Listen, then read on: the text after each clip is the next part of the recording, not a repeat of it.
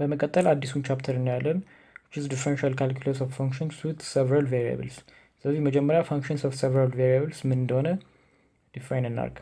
A function said to be for example of two variables if there exists an ordered pair x and y in the domain እና ለዛ ordered pair x and y there exists a specific value r which is a functional value of that ordered pair. A function of three variables similarly define ማድረግ እንችላለን ማለት ነው። ስለዚህ በመቀጠል ዶሜን እና ሬንጅ እናያለን።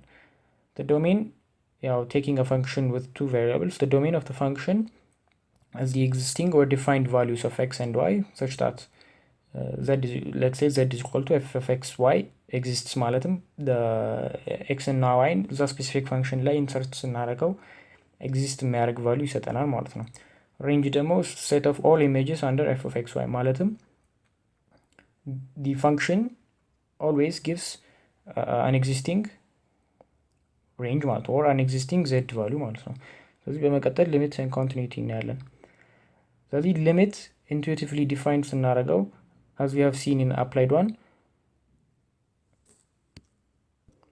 it is defined in a similar manner ማለትም እዛ ጋር አንድ ቫሪያብል ላይ ነበረው the difference is እዚህ ጋር ሁለት ቫሪያብል ነው ያለው ማለት ነው። ማለትም x approaches to a specific number a and y approaches to a specific number b. That's the difference እንጂ intuitive definition ናቸው it's similar. And it's denoted by the limit of f of xy is equal to l as xy approaches to ab ማለትም x uniquely approaches to a and y uniquely approaches to b. በመቀጠል we look at techniques of evaluating limits. ስለዚህ applied one ላይ እንዳየነው ሁሉም ቴክኒኮች እንደ direct substitution, rationalization, squeezing theorem, factorization እና የመሳሰሉትን መጠቀም እንችላለን። ነገር ግን ከነዚህ ውስጥ አዲሱ ሜተድ ፖላር ኮኦርዲኔትስ ነው። ስለዚህ by using polar coordinates የተወሰነ ኤግዛምፕል እንሰራለን ማለት ነው። ስለዚህ ፖላር ኮኦርዲኔት ላይ ምንድነው we let x is equal to r cos theta ያው ፖላር we assume a circle with a radius r ከዛ the x component of that r is obviously r cos theta and the y component is equal to r sin theta።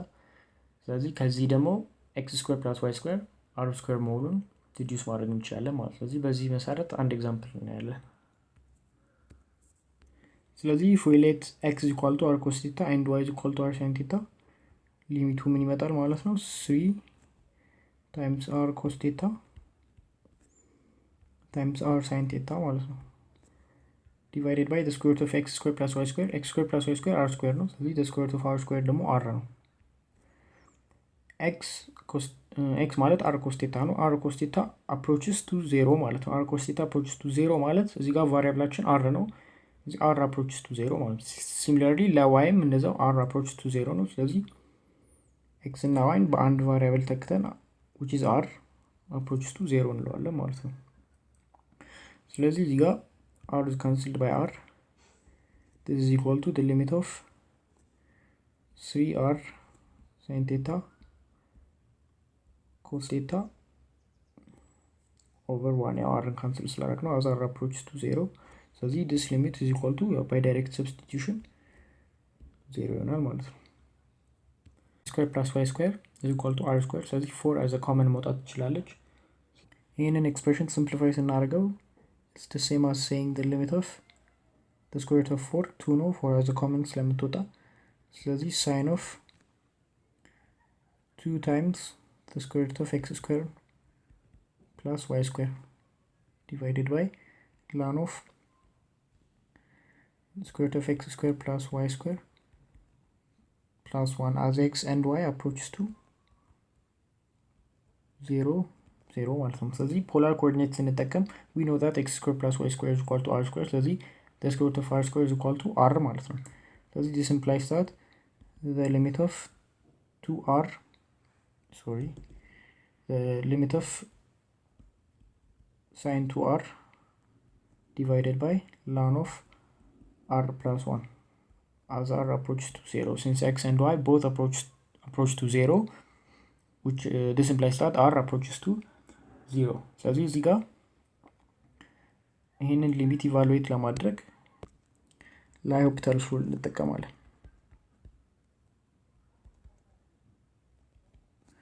ስለዚህ ለሆፒታል ሩል ስንጠቀም which is ያው ዴሪቬቲቭ ኦቨር ዴሪቬቲቭ እናደርገዋለን ምን ይመጣልናል the limit of the derivative of sin 2r is twice of cos of 2r and the derivative of ln of r plus 1 is 1 over r plus 1 as r approaches to 0.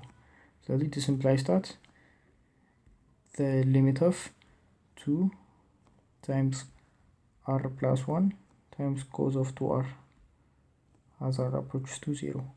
So the r directly substitutes in our final valuation 2. በመቀጠል continuity እናያለን. A function of two variables is said to be continuous if it satisfies the following conditions. The limit of f of xy as xy approaches to ab is equal to the functional value of ab ማለት ነው። ስለዚህ በዚህ መሰረት አንድ ሲምፕል ኤግዛምፕል እናያለን።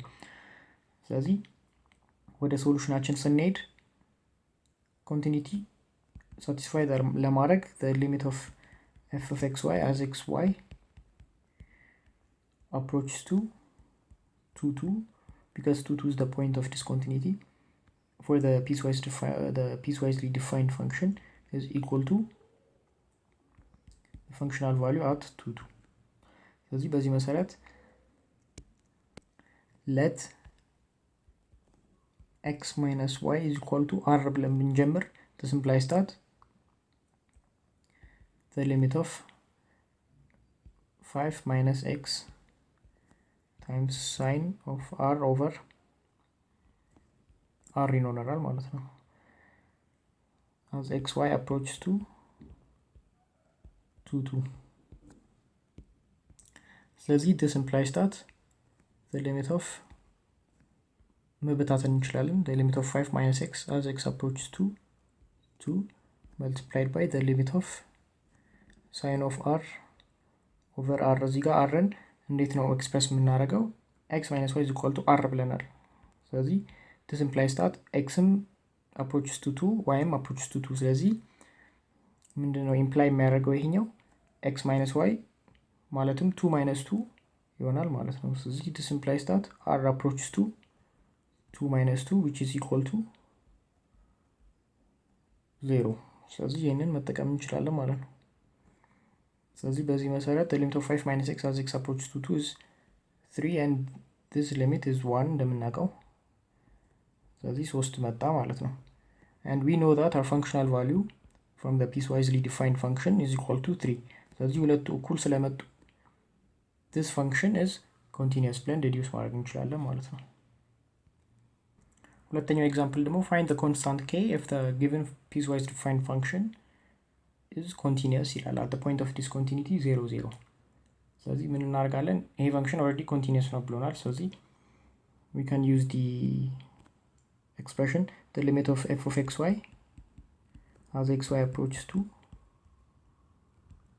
0 0 is equal to the functional value of at the point 0 0 ስለዚህ በዚህ መሰረት this implies that the limit of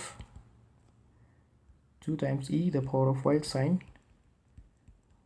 x square plus y square divided by x square plus y square as xy approaches to 0 0 is equal to f of 0 0 is k square minus 7 ስለዚህ ይሄንን ሊሚት ኢቫሉዌት ስናደርገው ያው using polar coordinates መጀመሪያ ይሄንን 2e the power of y የሚለውን ኤክስፕሬሽን ለብቻው እናስቀምጣለን as the limit form the limit of 2 times e the power of y ያው y approaches to 0 ነው x square plus y square is the same as r square in polar coordinate form ስለዚህ the limit of times sine of r square over r square as r approaches to 0 ማለት እንችላለን ማለት ነው ስለዚህ this is equal to k square minus 7 ስለዚህ ይሄ ማለት 2 times the limit of sine r square over r square as r approaches to 0 is 1 2 times 1 is equal to k square minus 7 ስለዚህ